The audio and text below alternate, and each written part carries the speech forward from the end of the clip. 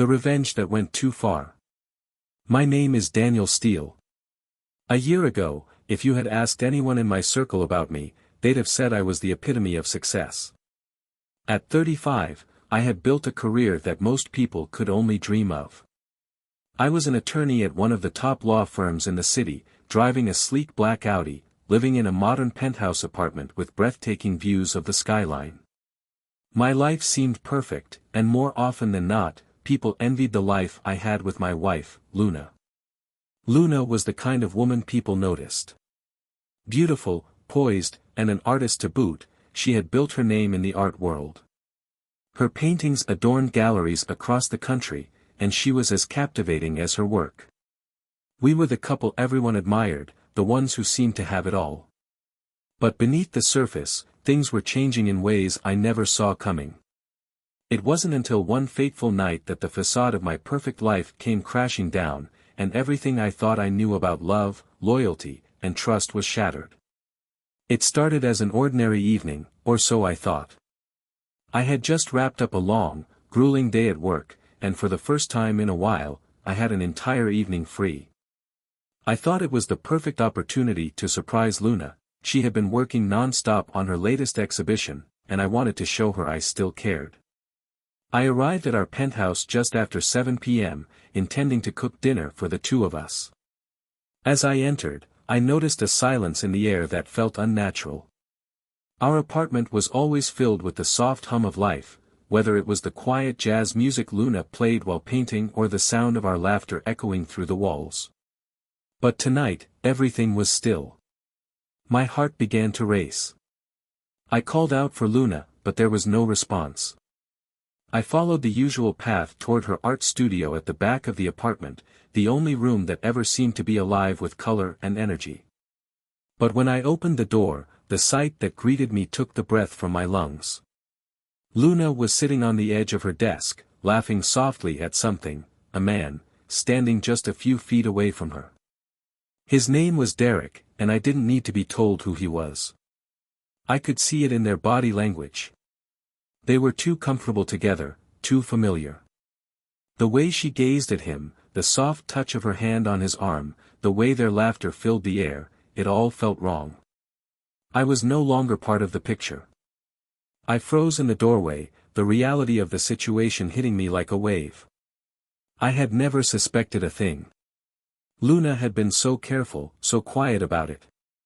And Derek, well, I didn't even know him.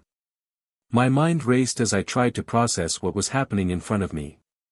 But before I could say anything, Luna's eyes met mine. The panic and guilt in them were instant. She knew the jig was up. Daniel, she stammered, standing up, her face paling. We need to talk. I couldn't breathe. My heart was hammering against my chest as I stepped forward, my anger starting to bubble up. Talk. I barely managed to croak out. Talk about what, Luna? Who is this man? Why are you? My voice trailed off as I looked at them. The betrayal was written all over their faces, and I could feel the world around me spinning. Please, she whispered, her hands trembling, I never meant for this to happen. But I cut her off, stepping back, my mind screaming. How long has this been going on? How long have you been lying to me, Luna? She tried to reach for me, but I stepped away, disgust filling my chest. Don't touch me. I spat the words as if they burned my tongue. I thought you loved me. Luna's eyes filled with tears. I do love you, Daniel. But somewhere along the way, Somewhere along the way, you fell into bed with this guy, didn't you? I snapped, my voice laced with hurt and anger. How many times, Luna?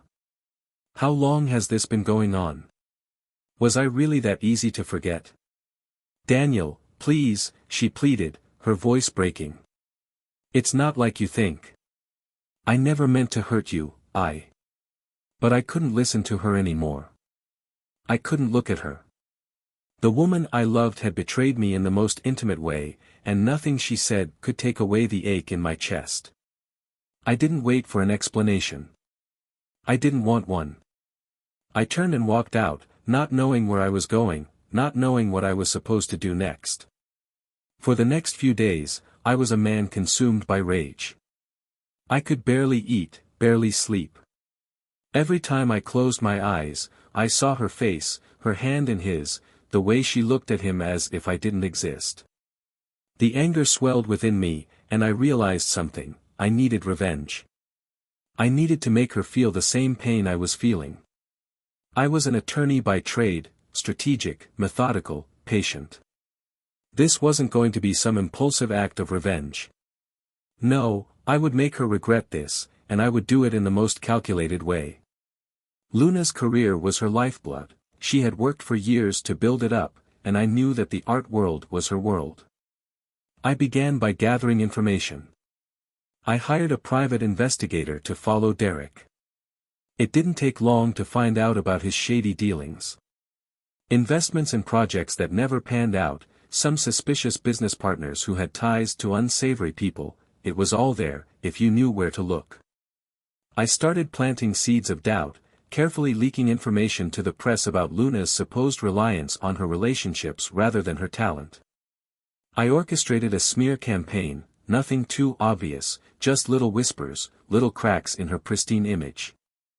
I began spreading rumors in the art world, subtle enough to be dismissed as gossip but powerful enough to cause ripples.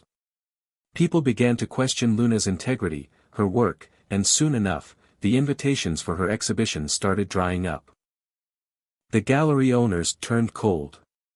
Her career, which had once been soaring, began to nosedive. And then, there was Derek. I took advantage of every connection I had, using them to pull strings in ways that ruined his business dealings. I made sure the investors who had once been eager to pour money into his ventures pulled out, one by one. I leaked his financial issues to the press, ensuring that he became the subject of negative stories, a man whose reputation was built on lies. His career was crumbling, just like Luna's. But as the days passed, something began to change within me. What had started as a feeling of satisfaction, a sense of control, slowly began to shift into something else. Guilt. Every time Luna's reputation took a hit, I felt a pang of regret. What had I done? I had become the very thing I despised. I had set out to hurt her, to make her feel the way she had made me feel. But instead of healing, I was hurting. My soul felt heavier with every victory I claimed. This wasn't the man I wanted to be. I had always prided myself on being in control. But now, it was clear that I had lost control of myself. The revenge I had plotted so meticulously had consumed me. I wasn't just punishing Luna and Derek, I was punishing myself. One evening, I received a text from Luna: "Can we talk?" For a moment, I thought about ignoring it, letting the distance between us grow even wider.